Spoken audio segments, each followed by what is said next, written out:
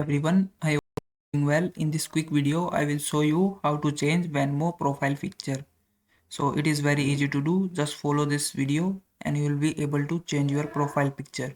So first you need to do is open up your Venmo app and then log in your account. Once you have logged in, you have to click on this me option at the bottom.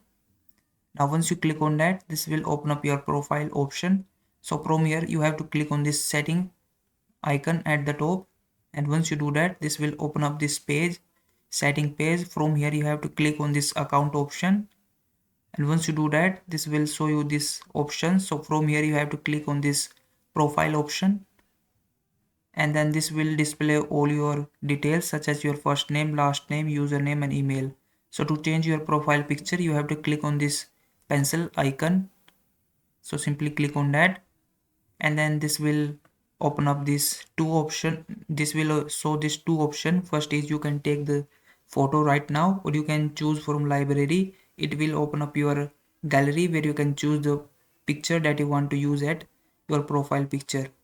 So you can simply do it from here. So if this video was helpful, please like this video and subscribe to my channel.